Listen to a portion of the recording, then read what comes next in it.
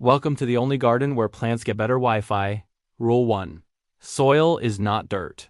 Soil is the stage where your plants perform, and it deserves the best. Think of it like this. Your plants are rock stars, and the soil is their concert venue. You wouldn't want your favorite band playing in a dump, right? So you have to treat your soil like royalty. Feed it with compost like it's a standing ovation. Every year, make sure you're adding a good 1 to 2 inches of rich, dark compost. This isn't just about feeding the plants.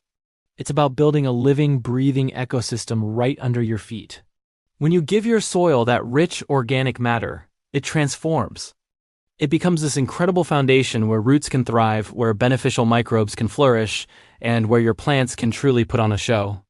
We're talking about creating a galaxy of life. A bustling underground city where tiny organisms work around the clock to support your garden. So next time you look at the ground, remember, you're not just looking at dirt. You're looking at the most important part of your entire garden. Treat it well, and it will reward you with explosive growth and healthy, happy plants. Now let's talk about water. It's easy to think more is better, but that's not how it works. You need to water smart, not just more. Picture this, you're whispering a secret to your plants. You want it to be deep, slow, and delivered right when they can use it best in the morning. This gives the water time to soak deep into the soil, reaching the roots where it's needed most, without just evaporating under the hot sun. A light sprinkle every day is like a polite hello. It barely weights the surface and encourages shallow, weak roots. But a deep soak, just once or twice a week, is a meaningful conversation. It encourages the roots to grow down deep into the soil, searching for that moisture. This creates stronger, more resilient plants that can handle a little stress, like a hot afternoon or a day you forget to water. So ditch the daily sprinkle. Give your plants a long, satisfying drink that quenches their thirst from the roots up.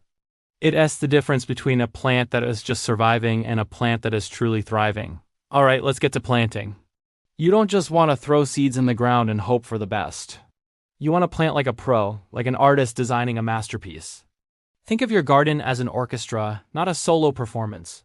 You need to mix heights, textures, and bloom times to create a symphony of color and life that lasts all season long. Put tall plants in the back, shorter ones in the front. Mix feathery foliage with broad, bold leaves. And plant it so that as one flower fades, another one is just starting to open.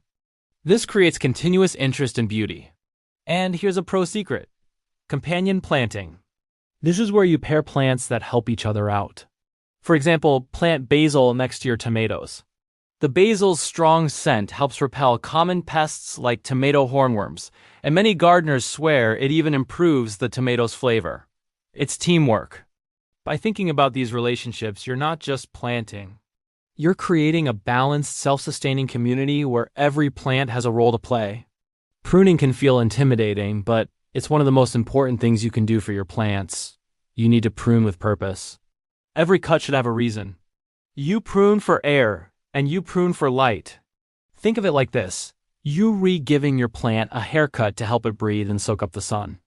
Overgrown, tangled branches block airflow, which can lead to diseases.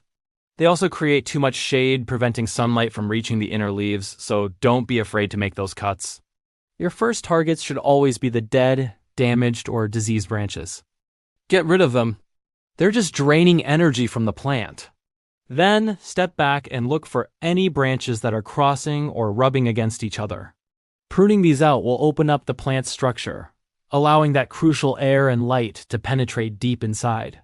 This encourages new, healthy growth and helps the plant focus its energy on producing beautiful flowers or delicious fruit.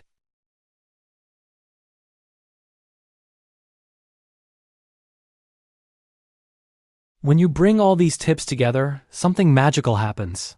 Gardening stops feeling like work. It becomes a conversation with nature, a partnership that literally turns into dinner.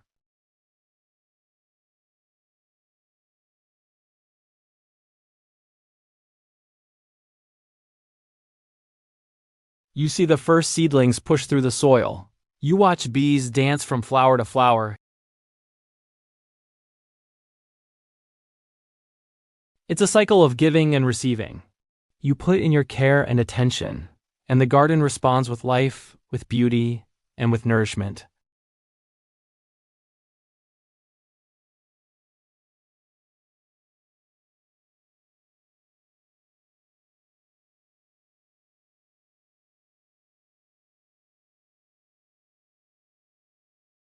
I want to hear all about it in the comments.